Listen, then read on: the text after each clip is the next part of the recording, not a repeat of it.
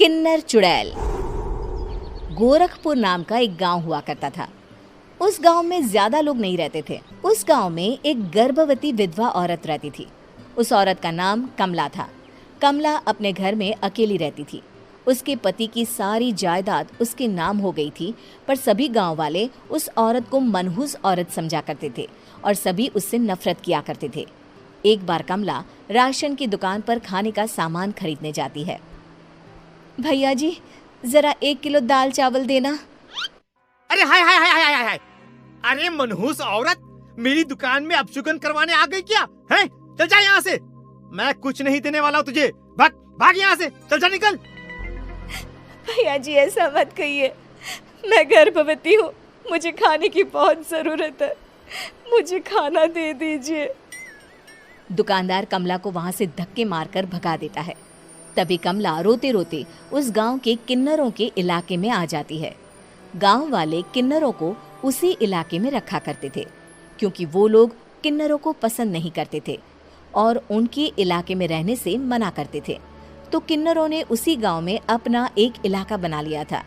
जब किन्नर लोग देखते हैं कि एक गर्भवती महिला रोते रोते उनके इलाके में आ गई है, तो सारे किन्नर कमला के पास जाकर उसका हाल पूछने लगते हैं। क्या हुआ बहन, तुम्हारी गर्भवती अवस्था में इतनी बुरी हालत कैसे है? तुम रो क्यों रही हो? तुम डरो मत, हम तुम्हें कोई नुकसान नहीं पहुंचाएंगे। तुम शांत होकर सब बताओ कि हुआ क्या है। मैं कमला हूँ। मैं गांव के दूसरे इलाके से आई हूँ। 2 महीने पहले ही मेरे पति की मौत हुई है। मुझे गांव के लोग मनहूस मानते हैं, क्योंकि मैं विधवा हूँ और गर्भवती भी। वहाँ के लोग मुझे खाने के लिए कुछ बेचने के लिए भी तैयार नहीं, जिससे मेरा गुजारा नहीं हो रहा था। कोई बात नहीं कमला, हम तुम्हारा ख्याल रखेंगे। किन्नर लोग कमला को एक खाली घर में रहने के लिए जगह दे देते हैं और उसकी देखभाल भी करते हैं।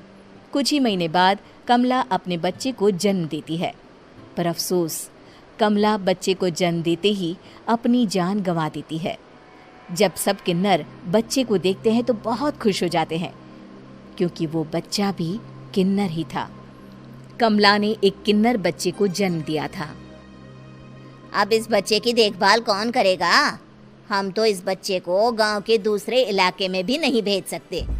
और तो क्या हुआ, इस बच्चे की माँ नहीं रही तो हम इसे पालेंगे। अब ये हमारे इलाके में रहेगा, हमारे साथ रहेगा। फिर वो किन्नर उस किन्नर बच्चे को गोद ले लेते हैं, उसका नामकरण कराते हैं। उस किन्नर बच्चे का नाम शक्ति रखा जाता है। देखते ही देखते शक्ति बड़ी होने लगती है। उसके रंग रूप बहुत सुंदर थे। वो बहुत सुंदर किन्नर दिखती है।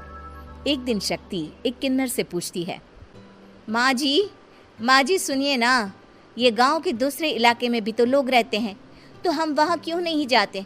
हम उनसे अलग क्यों रहते हैं? शक्ति, क्योंकि वो लोग हमारे जैसे नहीं, वो लोग हमें पसंद नहीं करते, इसीलिए हम उनसे अलग रहते हैं। क्यों? वो हमें क्यों पसंद नहीं करते? मुझे एक बार उस इलाके में जाना है। मैं एक बार वहाँ जाकर घूम कर आऊँ। शक्ति, खबरदार, जो तू उस इलाके में कभी भी गई तो अपनी जान नहीं गंवाना चाहती तो उस इलाके में कभी कदम भी नहीं रखेगी, समझी? इतना कहकर वो किन्नर वहाँ से चली जाती है। शक्ति उस किन्नर की बात सुनकर बहुत रोती है। माँ जी, ऐसा कैसे कह सकती हैं? उन्होंने इतनी सी बात के लिए मुझे इतना डांटा। अब तो मैं उस इलाके में ज़रूर जाऊंगी। फिर एक दिन शक्ति गांव के दूसरे इलाके में चुपके से जाती है। ये लोग तो हमारे जैसे ही इंसान हैं, तो ये हमसे नफरत क्यों करते हैं?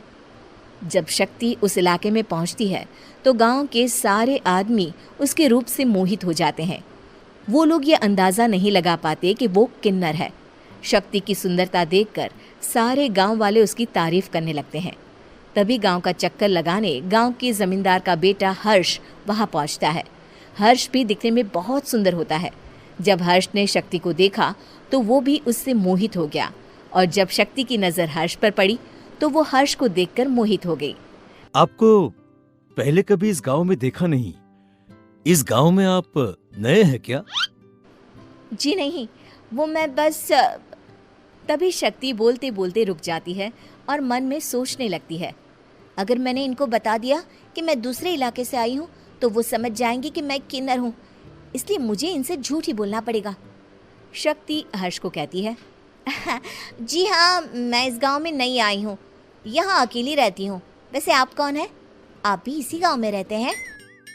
जी हाँ, मैं इस गांव के जमींदार का बेटा हूँ। आपको किसी भी चीज की जरूरत पड़े तो आप मुझे बता देना, मुझे अच्छा लगेगा। ऐसे ही शक्ति और हर्ष एक दूसरे से रोज मिलने लगते। वो दोनों अपने प्यार का इजहार करने एक दूसरे से मिलने जाते हैं। तभी शक्ति का पीछा करते करते एक किन्नर वहां आ जाती है।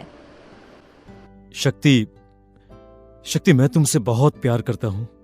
मैं तुमसे शादी करना चाहता हूँ। क्या तुम मुझसे शादी करोगी? हाँ हर्ष, मैं तुमसे शादी करूँगी, पर मैं तुमको अपने बारे में एक सच्चाई बताना चाहती हूँ जो मैंने तुमसे छुपा कर रखी है। तभी उनके बीच में ही वो किन्नर आ जाती है। शक्ति, तेरी हिम्मत कैसे हुई ऐसा करने की? वो किन्नर शक्ति को खींचकर गांव के जमींदार के पास ले जाती है। हर्ष भी वहां शक्ति को बचाने के लिए पहुंच जाता है। जमींदार शक्ति और हर्ष के प्यार के बारे में सुनकर गुस्से में आ जाता है और शक्ति को गांव के बाहर निकालने की सजा देता है। शक्ति ये बात सहन नहीं कर पाती और कुएं में कूदकर अपनी जान दे देती है। जमींदार हर्ष की शादी गांव की एक लड़की से करवा देता है, पर हर्ष इस शादी से खुश नहीं होता। शक्ति अपना बदला लेने के लिए मरने के बाद किन्नर चुड़ैल बन जाती है। अब मैं इन गाँव वालों को नहीं छोड़ूंगी, अब इनसे मैं अपने प्यार का बदला लूंगी। किन्नर चुड़ैल गांव वालों को परेशान करना शुरू कर देती है। एक बार वो रात को गांव के खेतों में पहुंच जाती है और वहां आग लगा देती है। सारी फसल जल के राख हो जाती है।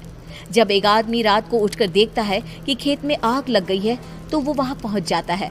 वो देखता है कि खेतों के बीचों बीच एक किन्नर चुड़ैल खड़ी है और वहां खड़े होकर ताली बजा रही है।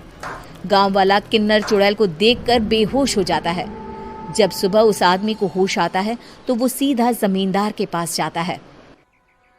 अरे जमींदार साहब, अरे वो किन्नर चुड़ैल ने मेरी सारी फसल जला दी। अब मैं क्या करूंगा? क्या होगा मेरा? जमींदार चुड़ैल किन्नर का नाम सुनते ही सब कुछ समझ जाता है। अब वो बहुत डर जाता है। उसी रात को जब जमींदार डर के मारे अपने कमरे में सो नहीं पाता, तभी वहां अचानक से किन्नर चुड़ैल आ जाती है। किन्नर चुड़ैल जोर जोर से जमींदार के आगे खड़ी होकर हंसने लगती है और ताली बजाने लगती है।